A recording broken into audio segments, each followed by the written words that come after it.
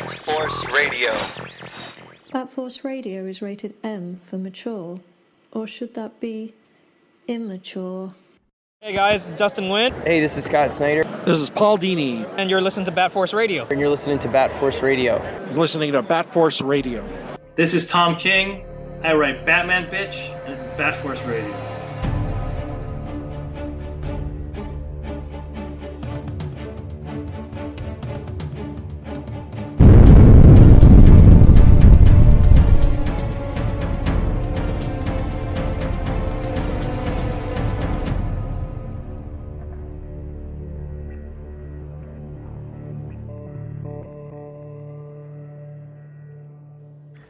Welcome back to Bat Force Radio, the Batman and DC podcast with no limits. We have a very special episode today, so hold on to your wigs and keys as we take a quick look at this week's roundtable. We've got Grandpa Batman in Texas. Hey. Bat Force Tom's in New York. Bat Force Tom in California. And I'm Robin Cross in Canada. Okay, quick background here. When I was around 8 years old, I got my very first comic book. It was Batman number 423, and I read that thing until the pages were falling out and the cover was barely hanging on. But even more than I remembered that Jim Starlin and Dave Cockrum story inside, I remembered that cover. You know the one I'm talking about. It's Batman standing in front of a massive moon with his even more massive cape enveloping himself and the woman that he's cradling. That cover would go on to become what I thought of anytime I thought about comics. It would be years later that I learned that this cover was the work of the same man who created characters like Spawn and Venom while being regarded as one of the best Spider-Man artists of all time, in addition to building companies like The Giant, that is McFarlane Toys, and Image Comics, helping lead a revolution of creator-owned comics that is now bigger than ever.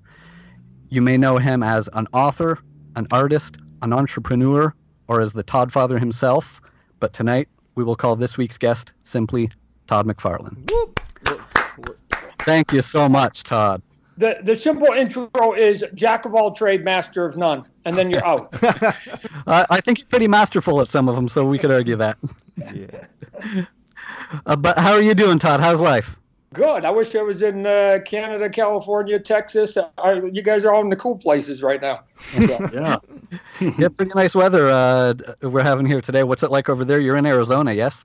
I'm in the Phoenix area, so it's that time of year where everybody sort of floods our city because we have spring training, and we have over 50% of the teams that basically do the spring training here. So it's a pretty nice time to be here if you're, especially if you're coming up from the north, right, and especially northeast, where it can get a little bit harsh.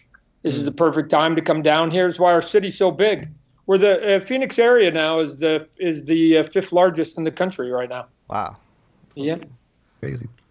And did the baseball presence have anything to do with your location there? Because I know you had a past. I'm a big sports nut. Went to school playing baseball. Got my college paid for playing baseball. But no, I was just I'm Canadian. I was born in Canada, right? So we were living up on Vancouver Island, which is not Vancouver. It's on the island. And I was starting to do a little bit more work in Hollywood, so it was just there was no convenient way to get from the island down to LA and then back in any normal time. We were having our first child, so I needed to start migrating a little bit closer to LA. So we made a pit stop in Portland, which is now where Image Comics exists, and then eventually we looked down in sort of the Santa Barbara area, because it's a little bit crazy in LA, but ended up in Phoenix. We've got the maid of honor at our wedding. It lives in Phoenix, and we had been here off and on, and just thought, hey, it's a 55-minute flight into LA. That was pre 9/11, so I go. We live 5 minutes from the airport, so it was easy. So it's a pretty convenient place for us to live right now. Perfect. So kind of the biggest thing that everyone is talking about, the biggest thing happening in collectibles right now is that McFarlane Toys finally taking on the DC universe. How long was this something that you wanted to make happen, and how did this finally come about? Probably day 3 when I started my toy company. What are you talking about? To me, there were always, I keep saying it, and it was true, that there were like 3 brands, DC, Marvel, and Star Wars. And every year when I walked around at Toy Fair, or even to some extent when you walked around at New York Comic Con or San Diego Comic Con, it seemed like everybody else on the planet had a piece of these, 3 big, huge properties, except for me. I was like the orphan in the corner. And so, I mean, I didn't know that they could slice it up in so many different ways. And I just kept going, And I used to have this joke where I said that I think every master toy license should have like one little sort of addendum that says, yes, Company X, you get the sum total of the master toy license, comma, but McFarlane gets to make one figure, right? And then I'd get my one Spidey, and I'd get my one Star Wars, and I'd get my one Batman or something. But it took 20 years. I mean, we're 25 years almost into the toy business here, plus, and we just, patience eventually, right? Patience eventually gets you old too. After 25 years, but we snagged one of the 3 big ones. So, have you always been a collector, or was this something that just kind of spawned off of the creation of your comics? I'm going to guess that I'm not much different than everybody else on the show right here. That when you're sort of born a geek pretty early, right? It sort of gets into your DNA, and in hindsight, you probably go, it was there as soon as I came out of the womb, right?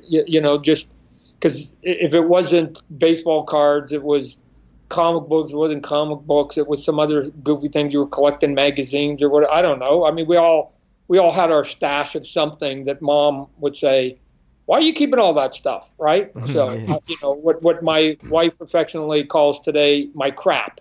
Right?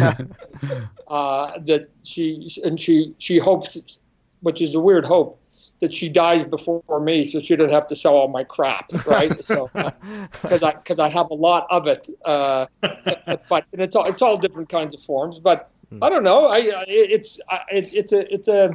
think it's fun. It keeps you sort of engaged in things. I'm always asking my wife that, like, what like, ladies don't seem to quite as much as men want to hoard stuff, right? And then that's not true. Shoes. Yeah, well, that's it. But I remember I bought this ball years ago, paid way too much money, and the question I asked, like, well, what would be the equivalent for, like, somebody setting a record for a female buying something? Like, what would they pay? What would they pay millions of dollars for? And the answer was, they all looked at me. I had a round table lady, and they were like, nothing. Shit, we're not that dumb. We wouldn't spend $1 million like on anything. But we sit there and go, oh my gosh, I've got, and I almost bought it one time, the wooden false teeth of Ty Cobb, who played for right? And it's just so cool to be able to say you have Ty Cobb's false teeth, right? Now, my wife would go, I would never think about it nor care about that. But what she doesn't understand, and you guys will completely get this, if you had Ty Cobb's false teeth and you had it under like this little cheese thing, made out of glass, and you had it on a pedestal right by your front door. So no matter who came through the front door, whether it was the mailman or a friend, everybody would ask, what is that? And you'd have a story. Right? Yeah. So some of these things are just so that you can start to tell a story about something. And our collection is just about something. I keep saying to people that when I was younger, they used to say, you can tell a lot about people by going through their garbage, like what it is that comes through their house. I think that the modern version of that is you can tell a lot about people, just look at their cubicles at work, right? So you can see what kind of hats they wear, what kind of shirts they wear, what they have up on their shelves, and all of a sudden, to me, it's you walk by somebody's cubicle that you've been working with for 2 years, you see that they've got a Walking Dead item, and then you're having a conversation with them, going, "Oh my gosh, I didn't know you were a Walking Dead fan. Oh my God, hey, did you see the episode last Tuesday?" And you have a conversation, and sometimes you strike up friendships. So nothing wrong with any of that. You could ask him, "Oh my God, did you buy the McFarlane Walking Dead toy line yet, or what?" Well, I don't even. Again, it's interesting because I don't even think it needs to go that deep. I think it can just be that, like collecting toys and all that other stuff. Comic books is the equivalent of having logos on your hat and on your shirt, right? Mm-hmm. You're just basically saying, "I'm a fan of this" by having it. It doesn't mean because you're 35 and you have a toy that you're mentally arrested. It's the equivalent of a logo on your chest. That's all it is. It just happens to be in a plastic form. That's true. Speaking of merch in plastic form, the Spawn Mortal Kombat figure is one of the most heavily anticipated action figures of the year coming up. A parallel to your DC line, DC Direct Black and White statue was also one of the most highly anticipated collectibles coming up as well. But the big news, especially surrounding this week for Final Combat, was the Spawn reveal trailer and how insanely comic book accurate and attention to detail everything was between Malebolgia and the guns and the different skins. How do you think that looks so far, and how involved were you in the process with NetherRealm for them to get Spawn right? Because it's like to a T with Ed Boon. Yeah, actually that's an interesting collaboration, because the way I treated them, the way that I always would want to be treated in reverse, right? And so what that is that I have to assume and I have to give credit that they're the experts in their field, right? Right. They're not asking me to do a Spawn comic book, which at that point I'd be a little more assertive. They're not asking for me to do toys or anything else. They're video game guys, and I'm not, right? I mean, I've done some art directing on a couple of them, but it's not my full-time occupation. And so they're the experts, and all I want from them is that expertise. So the conversations that we had, and I'm sure if you went and talked to them, they would probably say, he might be the easiest guy we ever dealt with. Like it's almost bizarre how easy Todd is, maybe. Because I could see very early in what they were talking about and what they were giving back to me that they had at least a couple people there that were super Spawn geeks, right? Yeah. So they knew the characters, so it wasn't like I didn't have to download them and sort of teach them who the character was. So they had a couple geeks that were there. And it was to the point where, like I've said before, that I thought that they were almost being too nice about being loyal to the character. Mm-hmm. And because I've always said to the people I employ, like you never let a tail wag a dog, right? And so when for instance, when I was writing the Spawn script that's floating out there right now, I wasn't thinking about making toys or comic books when I was writing it. I was thinking about film goers. It's a film, and people are going for a film experience, and probably 95% of them may not even know who Spawn was and or who I am. So I have to deliver a good movie, period. I think the same with the Mortal Kombat people. That to me, what I wanted them to do, what I tasked them to do, was pretend nobody knows what Spawn is or who Spawn is or anything about me, right? And that isn't that big of a stretch because it should be the majority of the people playing your game. Make this character the coolest character in Mortal Kombat. And if you can make him cool so that somebody who knows nothing about him until the DLC comes down, other than maybe if they want to do a quick Google search, says, I don't know anything about this prawn guy or this spam guy, or whatever his name is. But man, I just saw what he can do, and I played him a couple times, and the way he looks and the way he plays, that dude's badass. I'm going to play. He's going to be my new favorite. If you can get a person to do that, you will have done your job for me. And I don't care if to get there, you have to do things that are not consistent in the comic book or TV show or movie or any of that stuff. Like, don't do that. Make the best Mortal Kombat Spawn character you can. And if you do that, it's going to be a victory, I think. So it's awesome. Speaking of, you mentioned, Spawn being seen in kind of a cinematic role. There's a lot of talk about your ideas for the new Spawn movie. Can you talk a little bit more about that? Because we're all really hoping that this comes true and this comes out soon. Yeah. Well, dude, you and me. So. Oh man, I can't wait. It can be a little frustrating because that industry moves fairly slow at times, and sadly, I know that people go, Todd, you've been talking about it for a couple of years now. Even after I got Jason Blum attached, and he was the first one that came on board from Blumhouse, and they just came out with their movie Invisible Man the other day. And just when you think you're about to lose all your patience, then I read an article about somebody else who had a movie in development for 10 years, right? Mm-hmm. And I go, oh my God, it's only been 3 years. I'm on the fast track, right? Mm-hmm. So, but we went out there and Jason came on board to help produce, and then quickly, you guys have read that we got Jamie Foxx on board. Mm-hmm. We got Jeremy Renner. And it was interesting because somebody phoned me yesterday and said, hey, a couple of websites are saying that you're losing Jamie. And I'm like, what? So it was because I was trying to grab a third Academy Award or Academy nominated talent. And that one didn't work. That was in addition to Jamie and Jeremy Renner. And somebody misconstrued what I said, that I said, hey, I lost this guy. And it's too bad. And because they heard Academy Award, in which Jamie Foxx won, somebody misinterpreted it. It was like, no. It was in addition, because, I even got a message last night from Jamie, who basically every message is saying, Todd, when are we going? Come on. So you are confirming on Bat Force Radio that Jamie Foxx is in. He's still in. Still. Yes. Yeah. Like, what do you talk about? Yeah, he's like, Todd, let's go. That's go. Awesome. He may be more impatient than I am.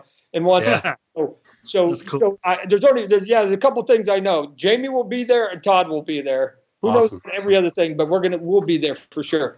But what ends up happening now is that even after I got that, there's still a penance for the studios who still want to do a PG-13 superhero, because those are making billions of dollars, right? I mean, Aquaman and Venom, that are, not the most perfect movies, they're still making $1 billion. And if you do, something with a handful of characters, you can get records like the Avengers. So I understand all that, but we weren't going to have a big enough budget. Nor did I want a big enough budget, because then I wouldn't be able to assert myself as the director, right? So the only way I could put myself in as the director is if I keep the budget reasonable. And then that way they're not risking a lot of money for a first-time director. But, again, if I had written a stellar script, then somebody would have said yes by now. So obviously there's something wrong with my script. So I'm taking the notes they've got, meeting some other people. And although I lost a big writer the other day, we just got confirmation I got to go meet another writer that would be like the first guy would have been a home run. This guy would be a grand slam. But if we'll see. I'm old enough now to know that until somebody says yes, it's a no, right? And so I don't really sort of get too worked up, because there's too many factors and people's schedules and all those other things that are there. But at least we're talking to award-winning talent after award-winning talent after award-winning talent. I will be the weak link when we find it. No, it's true. When I put this team together, but I'm smart enough to know that I'm the weak link. So all I'm going to do is surround myself with pros, right? That's the mark of a genius, though, right? Let the talent do the talented stuff, and you just administrate. Right. Actually, again, and that's part of being around for 35 years. One of the things that I've understood now is that I'm only as good as the people around me, right? So when it was just me in a room doing my comic books by myself, it was all on my shoulders. But when you're doing collaborative stuff, whether it's TV or movies or music videos or toys or something like that, you need a collective whole of people, and you need a lot of moving parts. So, but anyways, the big piece of it all is that with the Joker being R-rated and serious and dark, and making $1 billion and setting a record, that there's way more hunger for that type of material. So the conversations I've been having in the last few months have been way dramatically different than they were in the previous year and a half. Everybody sort of pre-Joker. There's sort of pre-Joker conversations and post-Joker conversations now. So. One of the interviews that you did where you were discussing, the movie was with Collider, and it's what I have sent this video to so many people because I love the way you first wanted to kind of describe what you were trying to do, in that you were saying with the Spawn movie, what I want to do is in every movie that you've loved, there's been one fantastic element in a real world setting. Yeah. So if you take that fantastic element out, it's still a real world. Yep. And the guy from Collider was saying, oh, that's the Kevin Feige Marvel formula. And you said, no. Yeah. No. No, because then you got to take away the superhero jets and the superhero weapons and the superhero headquarters and the superhero villains and the superhero villains headquarters and the superhero villains car. Like, what are you talking about? That's like pretty. Come on, somebody. No.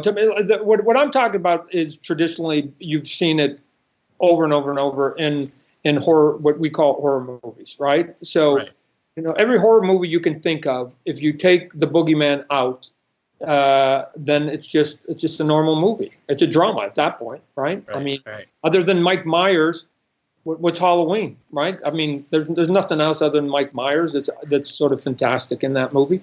There's nothing sort of out of the ordinary, out of Texas Chainsaw Massacre, or Megan, the little girl in Exorcist, or whose head's spinning. And I've said before, it goes all the way back to when I was a kid and I saw the black and white Frankenstein.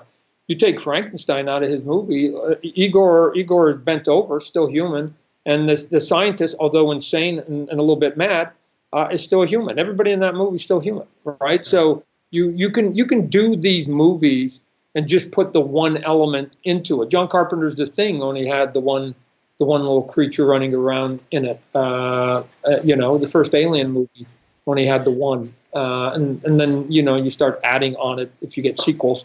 But I'm a bigger fan of sort of the single version of it.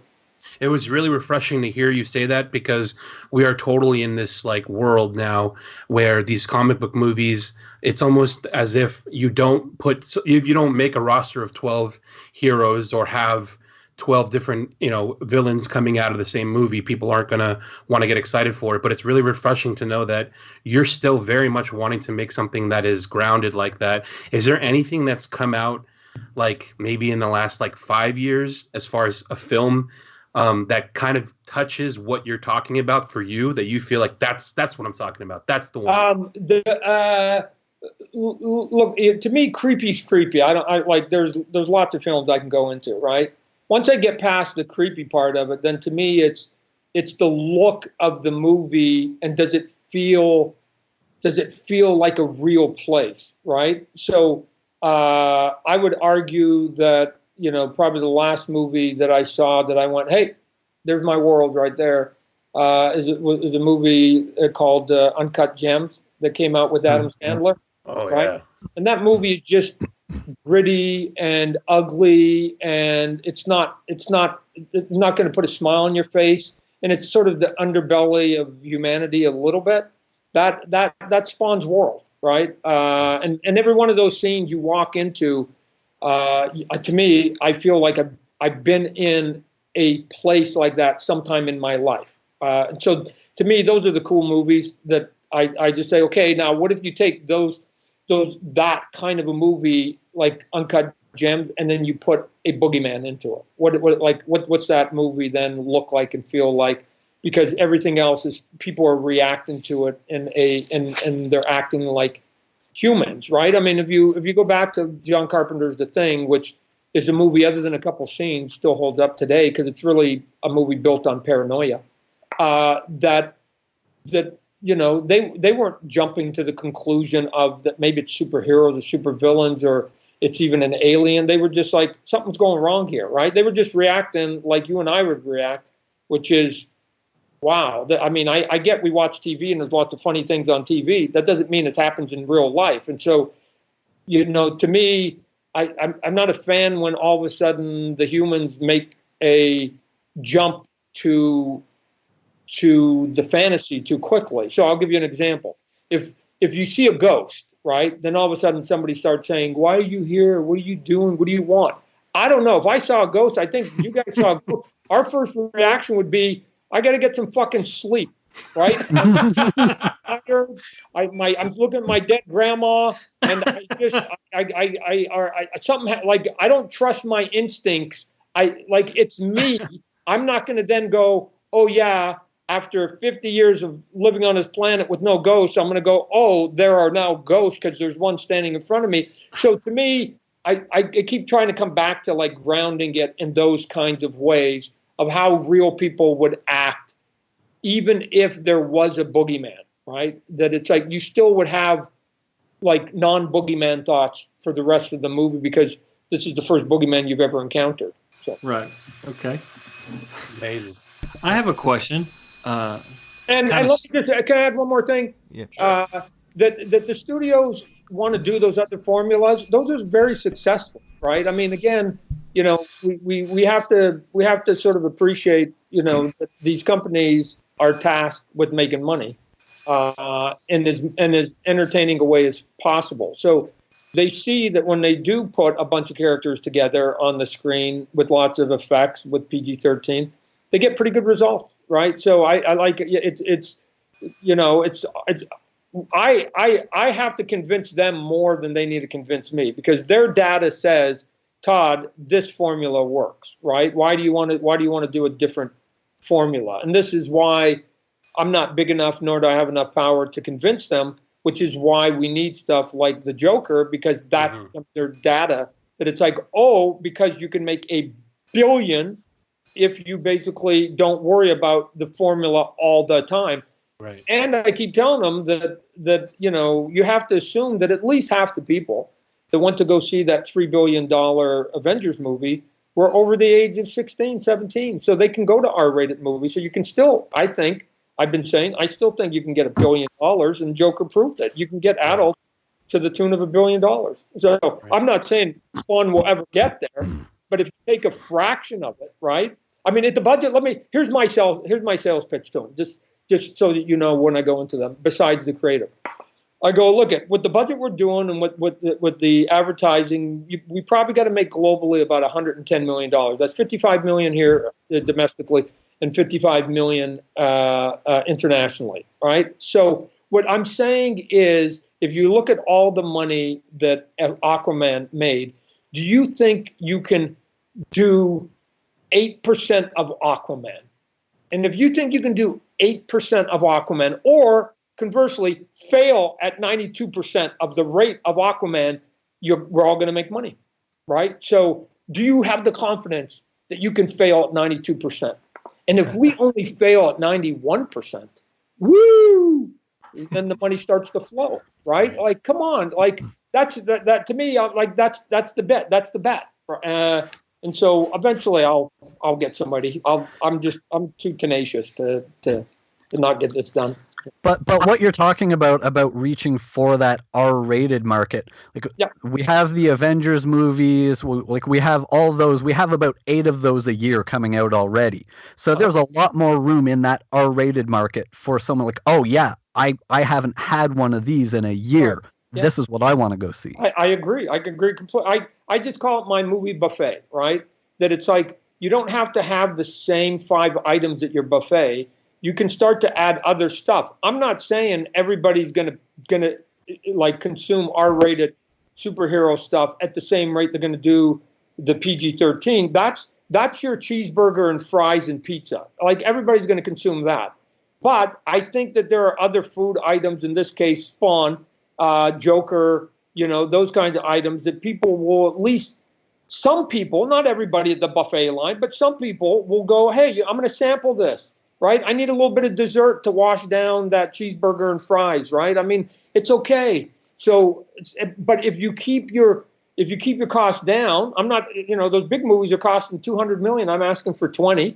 So if you're asking for 1/10, then you only have to succeed at 1/10 the number, right? So, and everybody's happy. right? So I see it all the time that they have lots of movies come out that make, I don't know, a half to a third of the production. Is their opening is a half to a third of the production. And I'm just foolish enough to think that we're going to make a minimum of 100% of the production domestically on opening weekend, and it could go as high as double that.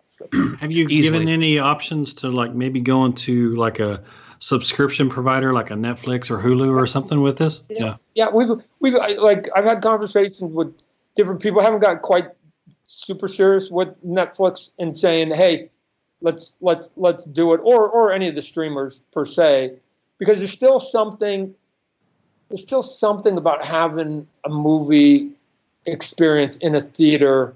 I think there's a value to it. And then we can always then bring it down into TV sort of after that and do episodic. Because I've had a couple of people ask me, hey, Todd, why don't we just make it a TV show? And I think there's room for that. I don't think it has to come at the expense of the movie. Plus, I don't know if we did and I'm going to be a little selfish, I don't know if we did the streaming deal that they would allow me to direct those, right? I mean, it becomes a different model. And so part of the thing that's happening here is I could have sold Spawn and his rights 20 years ago, probably 24 times over, and especially once the comic books movie started taking off. But I wanted to wait till I was in a position where I could say, hey, as part of the deal, I have to direct it, right? So right now, I'm having a conversation with people. There's only two non-negotiables.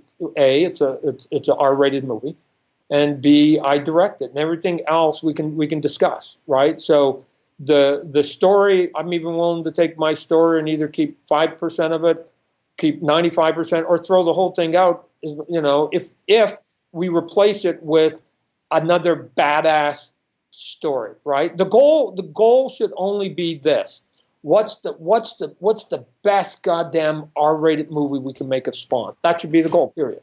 Done. Fuck yeah. And the Period. conversation. Yeah.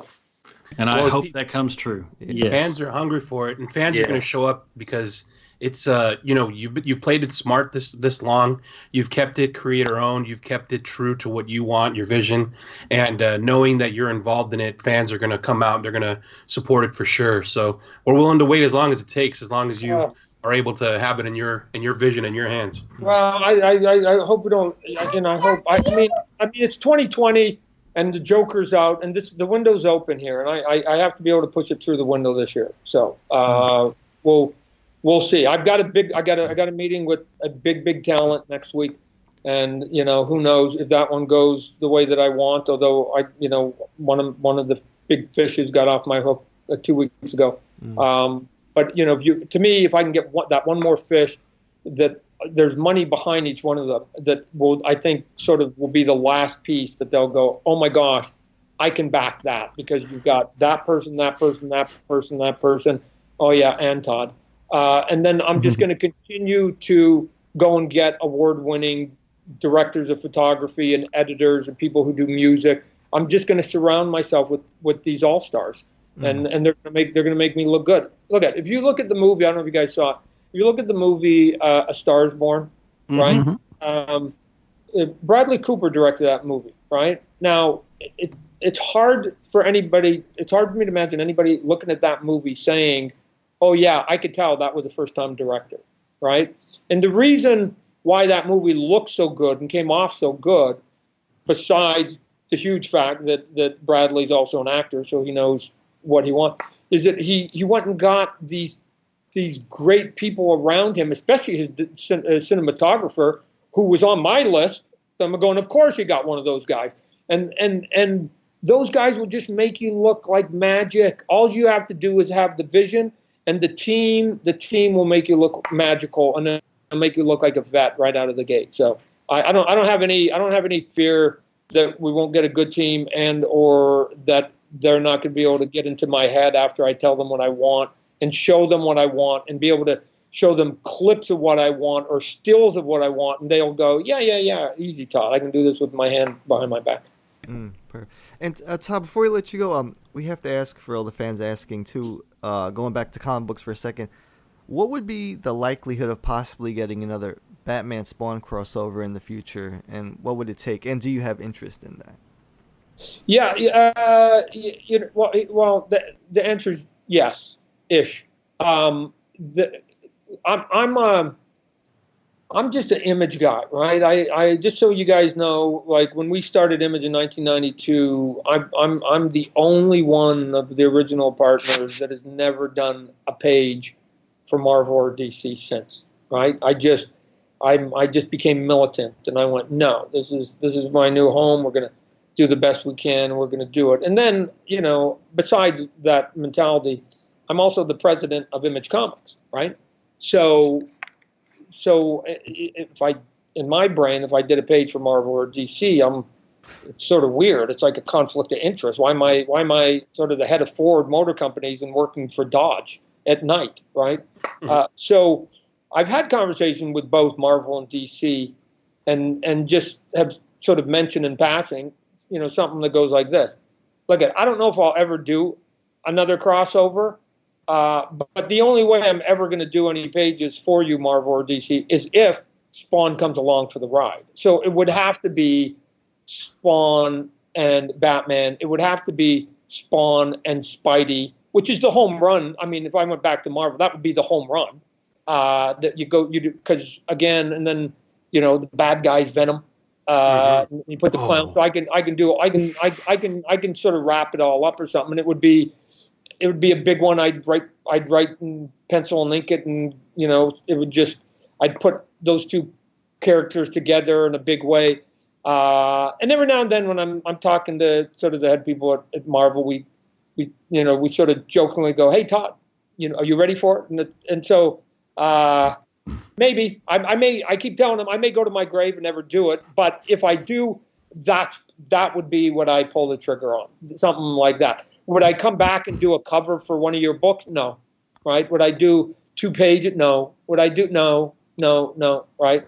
It would have to be something meaningful that includes an Image character that I have something to do with. And this day and age. Well, go, Robin. I was just going to say, with how big he is right now, would you, if you did a DC thing, how cool could that be if we saw Spawn versus the Batman Who Laughs? Oh, that'd be super cool, right? I mean, what are you talking about? There's lots of stuff out there. Because what you're doing is you went, oh my God, we got one dark character, another dark character, and it would just get crazy insane, right? What would that look like? Yeah. So to me, those are the books that would be fun. Those would be the books that would be fun to, both from a creative point of view to draw. And then on the other side, if I was a fan, I'd be wanting that too. I can't say obviously Spider-Man is a dark character, but I made my mark on that character. So I don't know if you guys saw. I just posted on Instagram last week or whatever this image of Spawn and Spidey, and it was the first time. For the first time. It's weird that I've done the odd Spider-Man drawn since I left Marvel, and obviously I've done tons of Spawn. But all of a sudden it clicked. I went, wow, I've actually never put these two on the same piece of paper. And it was because I was doing a favor for Steve Jeppy, who runs Diamond Comics distributors, and said, come on, hey Todd, let's get it. I'll tell you a funny story though, if you got time.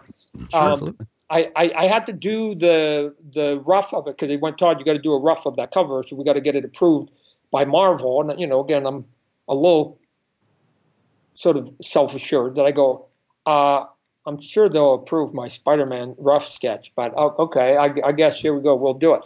And I don't know if you guys saw it. The idea was simply that you take that classic gargoyle at the top of a building, Spawn's on top, might not know that Spidey's underneath, and Spidey's hanging up underneath, might not know that Spawn's up top, right? It was just a little bit of a goofy image.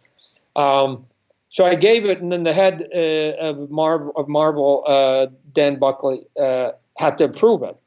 And Dan phoned me up because, again, we're always just sort of checking in on the Spidey Spawn someday, and said, "Hey Todd, I approved I approved the rough sketch." And he goes, he goes, "I thought it was kind of cute on your part, and I know you don't really sort of like us too much. But he goes, and then I know you just put Spider-Man's feet in it, and I could see it with Spidey's feet, and it was a little bit of webbing, and so I'm going to approve it, even though it's 95% Spawn and only 3% Spidey.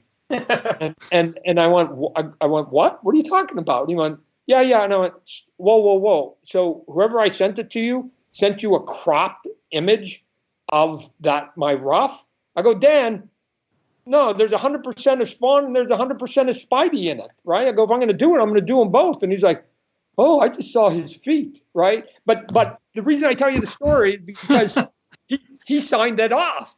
He was actually going to say, okay, you can only put like 4% of Spidey in it, and that's your team up shot. We know you don't. And so this is sort of how much, some of the people on the other side would go, come on, we should be doing that. Even when if I had done that would be a complete slight. That even with a slight, they're still going, yeah, we'll approve it anyways, right? So he was in California, and I went, look at your phone. I'm going to text you the original, and I'll text you the color here 10 minutes after that. So he's like, oh my gosh, that's really good. You did the whole thing. So I go, okay. So at some point, he scored a couple brownie points that he was willing to concede that because he still wants to do this Spawn Spidey with us someday. Yeah. Anyway. Hey, can you confirm that you inked some of the pages on Dark Knight Returns, and if so, which ones? Yeah, it was. I believe it was It's weird because I if I saw them, I'd know which ones they were. I believe it was in the second issue. There was a scene. I know what the scene was. It was the pages where there was like a bunch of mafia guys, and they're in like an old deli store. And Bruce Wayne is dressed up as an old fat lady, and he's got like these prosthetics. Yes. Like he's got a lisp, and he's going, 7-Eleven got this for $2 cheaper or something. I remember, and even the 7-Eleven, it was with a B on it. But like there's that scene, and then some other pages where like there's explosion in the buildings. I don't remember if it was like an explosion or somebody's getting thrown into the wall. But I got to like ink like the beans cans in the 7-Eleven and the bricks exploding and stuff. So I got to do like all this silly stuff on a bunch of pages because my friend had just become Klaus Jansen's inking assistant, and Klaus dropped these pages. And the thing is, we all knew this project was going to be the biggest project, in the last 5 years probably. And he was handing off the pages. I'm like, what are you talking about, Klaus? Yeah. Why are you handing it off to your assistant who just been with you for a week? And then they said, I need it tomorrow. And so the assistant goes, Todd, can you help me? I'm like, shit, yes. But like, why am I working on the Dark Knight? And I was doing, at that point, Infinity Incorporated. So I had a book. I was doing 25 pages. I had my own monthly book. But man, that to me at that point, that like if you had asked me at that point, what's your highlight? It would have been right now. Like, who cares? I drew 25 pages of Infinity Incorporated for 5-6 issues or however long I'd been on it. I go, I'm doing the beans. I'm doing the bean cans. This is the highlight. If my mom could only see me now. So, did you get paid? No. But shoot. The payment was getting to do that. When you're drunk with geekdom, like you'll do stupid stuff for free. What are you talking about? It was the last thing you thought about. You're going, oh, right. Oh my gosh, I got to work on the book. Like, and you don't even think about the other stuff, the practical. Yeah, I didn't show up to work today just to be here. Todd, I'm paying. They don't know where I am. Yeah, I'm paying $7,000 right now to be here. That's not a lie.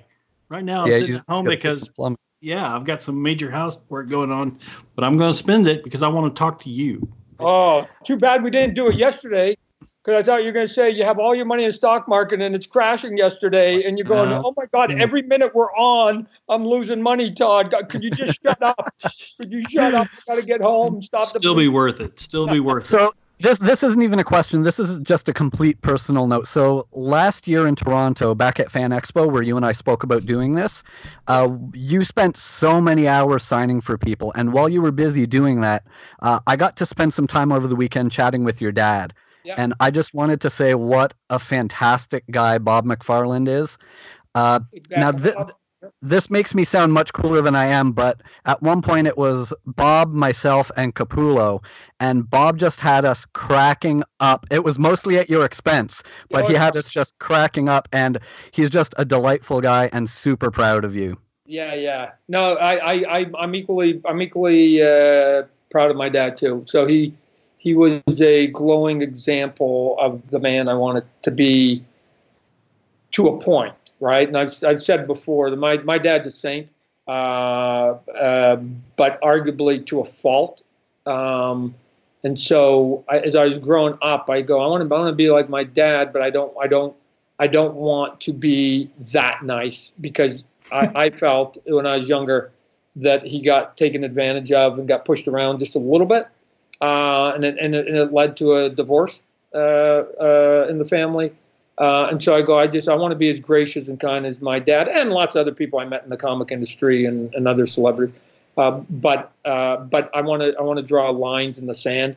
And once you cross that line, then I'll go from happy-go-lucky Todd, and I'll just go into fucking Braveheart mode. And I just and now you've crossed the line, and now it's just war, right? And I will not back down. I don't care who you are. I don't care how much money you got. I don't care how big you are. You've crossed the line, and what the line is from my definition, fairness, just fairness, right? We all have our lines of what we think is not being fair, and here's how I describe when I'm dealing with big corporations sometimes that I think are pushing those boundaries that you're not going to walk away from this contract, and we're about 80% through, and they start muscling you and whatever else, and I go, no, I don't think you guys are being fair. And I go, here's my definition of fair. I think it's simple. Being raised in Canada with good mom and dad, it goes something like this: would you take your own fucking deal? And the answer should come within seconds. The answer should come within seconds. Would you take your own deal? Of course I would, Todd. That should be their answer. Of course I would, Todd. And when you get a pregnant pause and the room goes silent, then the answer is exactly what I thought. You don't have to think about if it's fair. If it's fair, there's no thought process to it. So the answer is what you guys are offering me, you wouldn't take in return. That's not a fair offer, right? So come on, let's find something in which we're equally getting something positive out of it, or we're equally discomforted by the deal, right? But there can't be a 80-20 or something like that, depending on what we're doing, especially if you're trying to grab something from me, right? I'm pretty ardent. If you want to make a deal with me about Spawn or whatever else or whatever, I don't care what deals you've made in the past. I don't care who you've dealt with in the past. I don't care how much money you paid for licenses in the past. It is of no consequence, and it has no value to me. I'm basically, Spawn is my car, and my car is right there, and it's for $12,000. Take it or leave it. And I don't give a shit how many cars you bought before, how much money you paid, what kind of a deal, how much you were able to basically get somebody's price down. I don't care. My car is $12,000. Do you want it? And the answer can be no. We're all adults here. My mom said no to me many times. No is an answer, but we're not going to sit here and negotiate on the 12. And I don't care why you got to yes, and I don't care why you got to no. It's of no value to me. I need a yes or a no so I can move on to the next person if it's a no, or I can sell it to you if it's a yes. Because again, I go into Hollywood sometimes and they go, Todd, did you like the person? And how would you like the meeting? Or what about this business meeting? And it's like, I'm Canadian, first off. I like everybody. But it's like, I don't care. If my two choices are the nice person who says no and the asshole says yes, I'll hang out with the asshole for a while. I don't have to go out with burgers and do anything else with them. I just need to get the deal done so we can get content, so we can get this movie made that you and I are both aching for, right? I don't have to be best buds with everybody.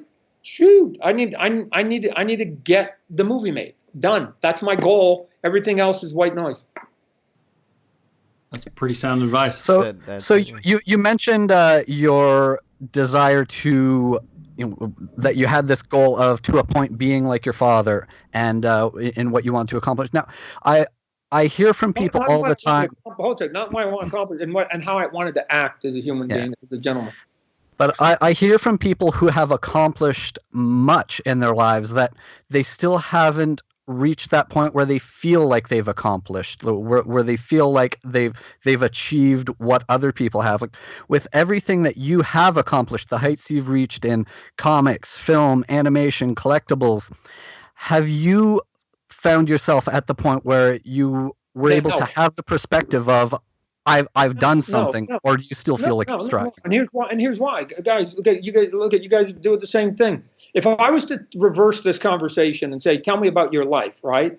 We're all just living our lives, right? And so the only time, really, celebrities, if you will, and I put myself into that big giant box, although on a small scale, the only time we psychoanalyze ourselves and as to why we're doing it and what we're doing is when we get asked the question. Otherwise, we're just acting in what is normal and is natural to us, right? So we're not, I mean, at some point, when you're doing something and you want to keep your career going, and there's things that you can do to motivate that, but it's no different than people wanting to keep their day jobs and doing whatever else, or be friends and keep relationships going. So to me, look, I still got 40, 50 years. I'm like halfway through a race. I'm not going to analyze my race till it's over, right? And so I let other people worry about, oh my God, so far, his race has been pretty good. I'll leave that to other people that are watching from the sidelines. Maybe I'm in the middle of a race still. I still have way too much time that my best days, I still believe, are ahead of me, right? Because again, if I direct a movie and it works, then the doors are going to open, and who knows, I'll have another career someplace else. The piece of it that I see from a distance is when I see celebrities that are sometimes off-put a little bit by their fans. That's an odd thing to me, and maybe it's the Canadian in me. That we know that we got Big Brother down across the border, but every day I think I'm scamming. This 15 minutes of fame has lasted way longer than it should have, and that might just be, again, like I said, might just be a little Canadian in me that just thinks that, like, oh my God, the Americans are way better. But I'm thankful for it. I know that each day that goes by is a victory on my side, and I'm completely thankful every single day that any human being gives me even a nickel of their hard-earned money. That piece never ever escapes me. So when I'm at shows and they go, "Oh, Todd, you're so nice," whatever, it's like, well, it's weird that you say that, because I think everybody should be nice regardless of who they are. But that it stands out. It's like, guys, maybe we're both getting something, so I get it now. But for a long time, it was like, I owe you guys way more than you owe me, because I have a career because of you giving me your support and your money. And so, and my kids have food in them, and I got to send them to college, and I've got a house, and it's like I got a good life, and I wouldn't probably have had that life if not for those people standing in line. So every one of them, and maybe some gave me more than others, I don't know. So I treat them all equal, right? And every question that they ask, I've had plenty of people come up to me, reporters, going, "Hey, Todd, like Trekkie, what's the silliest question they ask?" There is no silly question. Because if it's important enough for that person to ask, it's important enough for me to answer. So it may seem silly to some of the people around them, but not to that person, right? So no, I'm going to give them a dignified answer when they ask me who's stronger, Thor or Hulk. I'm going to give them a dignified answer because they're asking, because they're genuinely interested. And oh, by the way, they're in line and they're supporting me, so I get to basically do this I've been doing it for 35 years. Hopefully I'll get to do it for another 35 years. I like what you talk about. Yeah, cool. And then you go to conventions and people ask you, like, "Todd, how's your convention going?" The answer is the same. Fucking awesome. Because all I do is sit in a show and I have people stand in line and say nothing but gracious things for hours upon end. How is that a burden to any human being? It's ridiculous.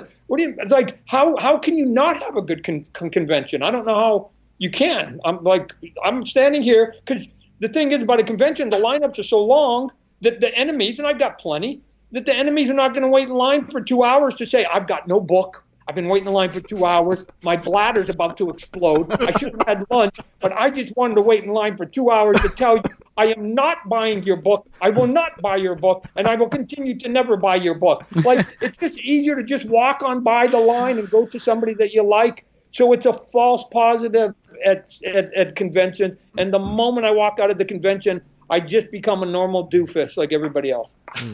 And it's great because I almost feel like you've made yourself a little more accessible over the years, which is great for so many of your fans that have always wanted to meet you. And you did mention how important it is with fan etiquette and even things you learned from Stan Lee.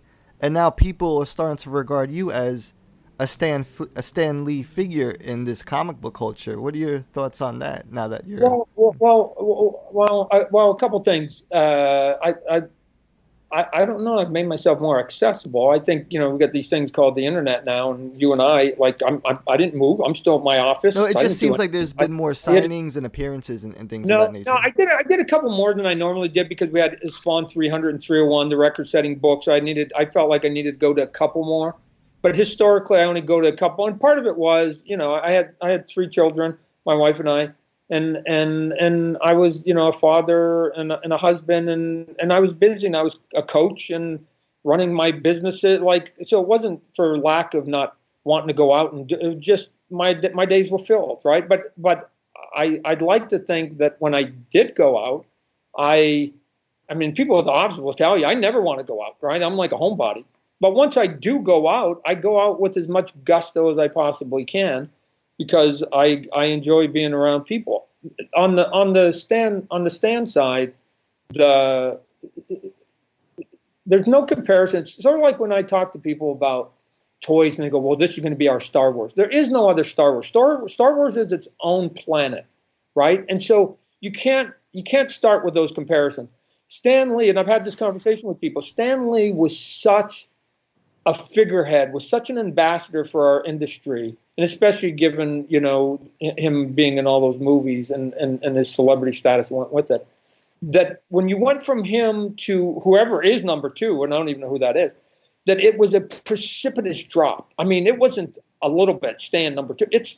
I think that even if you took like Greg Capullo and Jim Lee and Frank Miller and myself, and you wrap this all together, we still combined wouldn't even get close to where Stan was, right? So there's a definite vacuum that's there right now because Stan, like I said, he was his own orbit, and it's too bad because that type of person doesn't exist now in comicdom.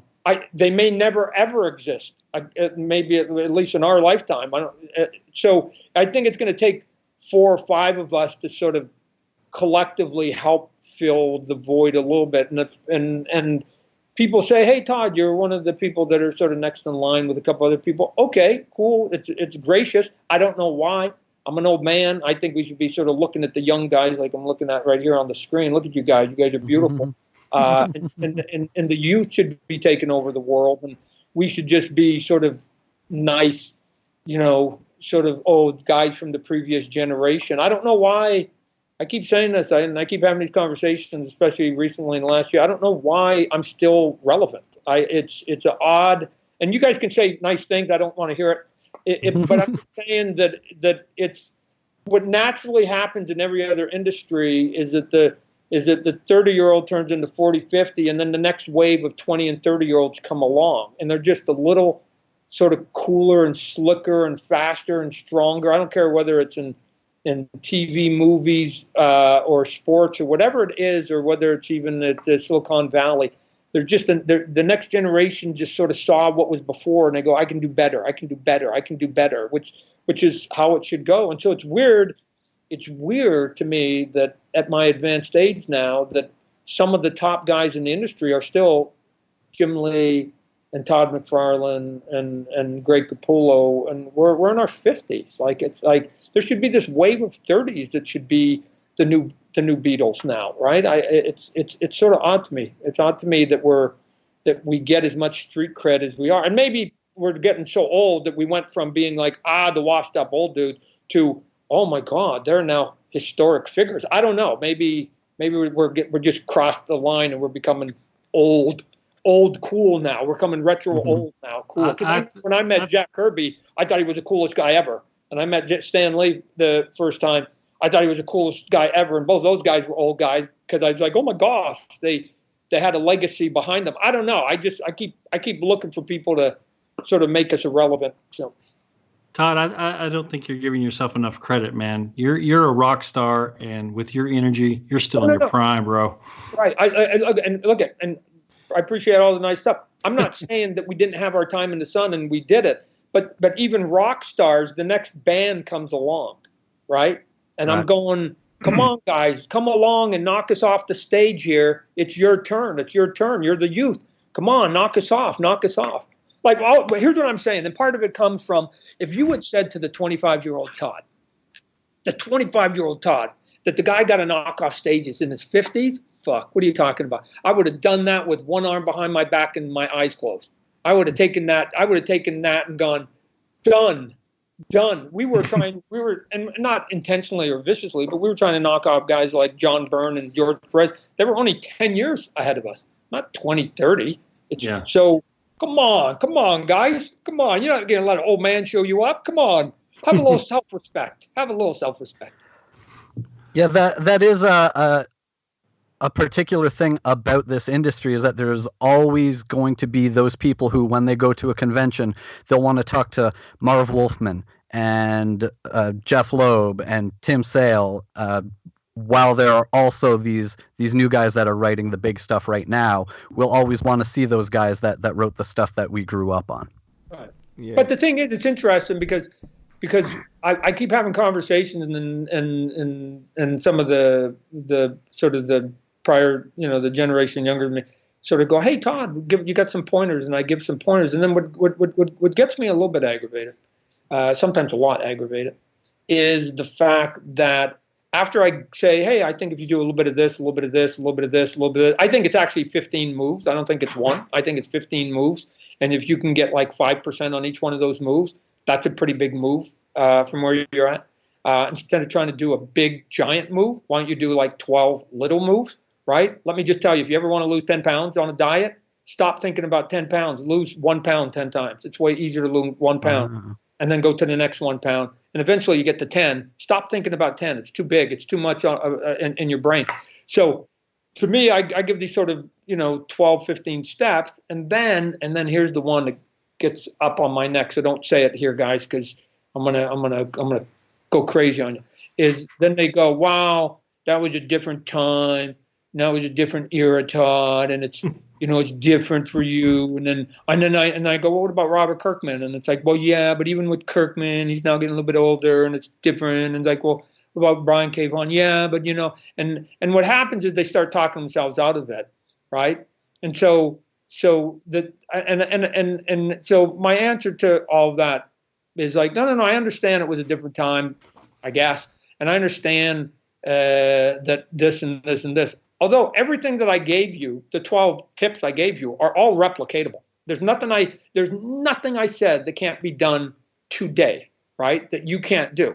So I understand it's a different time, and that probably you're not going to have that much success, and you might not be able to get a Walking Dead and whatever else. Let me just sort of ask you this one sort of little weird question. Have you even fucking tried yet? So I just tell me that you tried and it's not doable before you say it's not doable and you didn't try. And part of it is, this is where my DNA comes in, that it's like, I never, ever thought I couldn't do anything for a day, right? I'm just that guy. I just think I can do anything. I don't care what it is, right? If you put a gun to my head and said, Todd, bake a cake better than the best chef on the planet. And otherwise your kid die. I think my kid's going to live, right? So I don't get it. I don't get why people aren't trying to replicate what we do. Why is Greg Capullo the hardest working man in comic books, right? Why? Anybody else can work as hard as him. They just choose not to.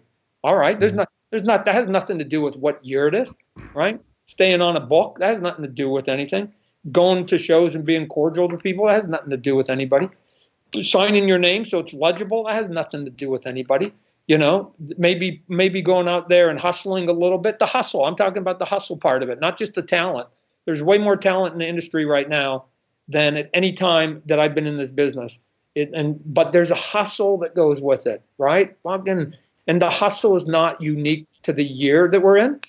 I'd argue it's easy to hustle because you've got social media and stuff. I can hit a button, send one image of Spawn Spidey on my internet, and I'm going to touch more people than I would touch in 10 years worth of going to conventions. Anyways, that's it. I'm done. I'm done ranting. I just want to be knocked off the. I'm begging you. Somebody knock me off the stage. Come on. Come on.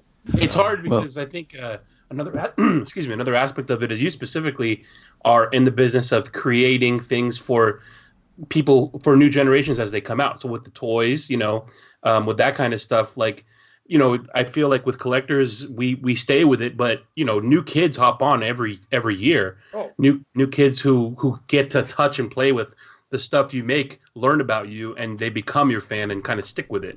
Right. So make no mistake, I'm not going to get out of the way and get knocked off willingly. Make no mistake about that. I am going to fight to the end. I'm just saying that there is no race in which the leader of any race, I don't care if it's business, career, or an actual physical race, where the person in front will ever basically slow down so the person behind them can beat them. They shouldn't. That will never happen. So that it's on you. It's incumbent on you to say that I'm going to have to work twice as hard then to go get past that. To go. Yes, okay, that's good. All that's going to be good. All that'll be good for you in the long run. So go. And if you don't, because look at here's what I used to do. I used to get up on the stage when I did the Odd Show, and I would give the speech. Right? Come on. You guys are good. You're great. You can do it. Here's the 20 reasons why you should do it. And then I've actually modified it recently. You know how it goes now? Because I usually got an hour up on stage. Half an hour is that speech, right? You can do it. Come on. I love the youth. Go. And that's the dad Todd. That's dad, Toddfather talking over on one side. Then I walk over to the other side of the stage. I go, good. Now I'm going to give you the other side. And this is Todd, the businessman, who's a little more selfish. I hope you don't do anything that I just told you in the last half hour, because then I won't have to compete with you. I won't have to get better. I won't have to get faster. Nothing, because I will have no competition. So make my job easy and don't do anything that I just said, right? If it was me, I'd listen to Todd the dad over there and I'd go, shit, old man, like I'm coming for you, right? I don't know. It's weird to me.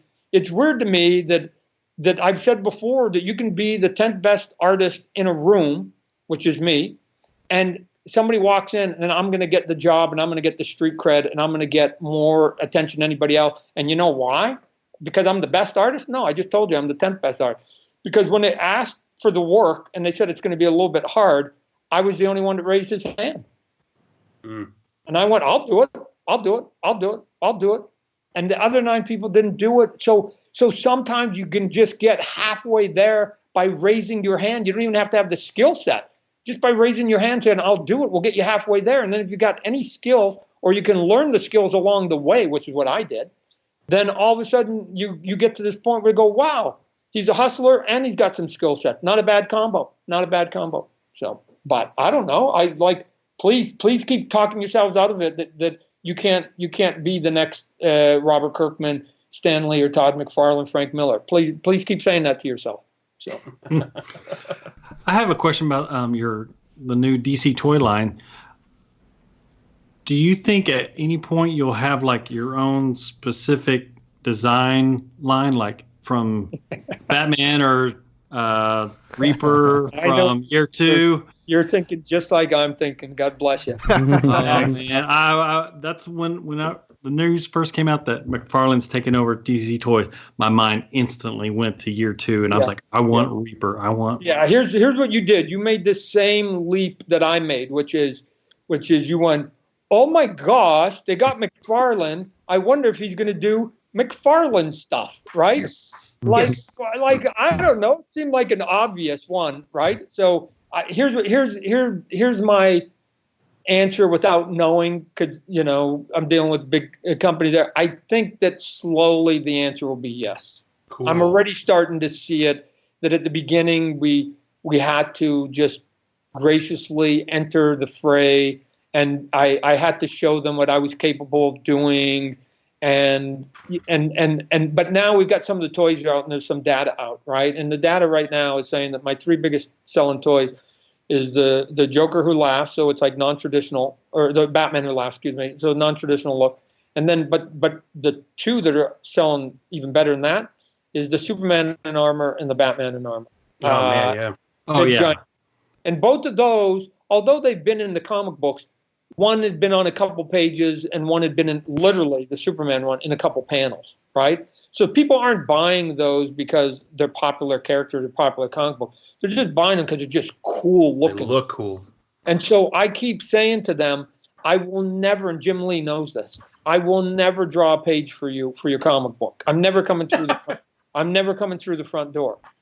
But if you just let me go crazy, I'll create a bunch of cool stuff. And because of my contract, you guys would end up having the rights to those designs that you could then put in your comic book. So you could do a backdoor Todd McFarlane in a weird way. Because if I came in the front door on paper, you'd let me do it all day long. As a matter of fact, you'd encourage me to do it all day long, or at least DC would. But if I do it in plastic, there seems to be a bit of a hesitation. And so I think they're starting to tune into that a little bit. So I think that they're going to let me McFarlaneize a little bit more as time goes by. So that's awesome. Yeah. You guys showed off at Toy Fair a line of White Knight figures, which is the first time in action figures those have come out, as well as you're the first one to do a Batman Who Laughs figure, and you're the first one to do the White Knight lines of figures. Is that something that they said, hey, we want you to take a crack at it, specifically these lines? Because like people have been kind of waiting for those specific figures, and the fact that you put it out. And I remember seeing it's an Azrael, it's a Joker in the GCPD suit, Batman. Those look amazing, by the way. Yeah, they do. And I hope they do well because not necessarily because it's Murphy's look, but because it's a stylized look. And once you get away from having to do a actor's likeness, then to me, then the canvas is blank, right? Because these characters have been around for 70 years, and I have access to that entire library. So to me, it's like, oh, if I can do stylized stuff that people will buy, a la the armored Superman and armored Batman, then not only can I dig deep into the realms of their 70-year vault, but I might be able to just come up with some crazy stuff too. But there's there's another company out there called Spin Master that's doing some toys too, and part of the conversation, the ongoing conversation, is how do we differentiate ourselves from each other, given that we're both in the toy aisle, right? And I think the easy answer is, they do the sort of the classic stuff, the stuff that all of us need to have out there, because that stuff should always be out there for a certain age group to always be wanting to buy. And then you should let me then do the stuff that is non-classic, non-traditional, right? Let them do traditional classic. Let me do the non-stuff, like the non-traditional stuff. And then you'll have a differentiation, and then you just let the consumer who's walking by then pick whatever it is that, again, just like a buffet, just put on their plate whatever it is they want. I think the older people are probably going to take some of the stuff that's a little cooler in some cases, like the Batman Who Laughs, a little gnarlier. And then the more classic stuff is probably going to be stuff that you can sell to the 6, 7, 8-year-old. And all of it has a value. And then we're not tripping over each other doing the same characters, right? And we're giving more options to you and the fan base in general. So I let me tell you that I know what's coming down the pipeline, and it's it's getting pretty cool looking, right? I mean, it's like I got some stuff coming out at Christmas that's going to be, I mean, it's by far the coolest stuff that we've done with the DC stuff for sure. You can pop that in my DMs and we'll talk about it. Well, I think we have taken up way more time than you had actually allotted for us today. So we want to apologize for keeping you longer than we were supposed to. But thank you so much for your time, Todd. We really appreciate this. And maybe hopefully we can have you back another day. Yeah. No, like I said, you know, the big news would be, like I said, at some point this year, hopefully I get my movie off the ground, and then nice. We'll have something really big, because now we'll be able to break out of just talking, you know, about, you know, this sort of group of comic book collectors, toy collectors. Once you start talking about TV and movies, that includes almost everybody in your family now, right? So, yeah. And all of a sudden they're like, I don't care about those other conversations, but what? You met Jamie Foxx? Oh my gosh! You met James Cameron? Oh my gosh! All of a sudden, you know, then they give you credit because you're starting to use words that they know about. So we'll see. I'm hoping for something positive here in the next couple months. So outstanding. Right. We hope so too. We want it. Yeah, definitely. So sounds great. Me too. I'm getting old. But I hope you enjoy the rest of your day, and good luck with all of the meetings that you have coming up for the movie and for everything else. Thank you so much for taking the time to join us.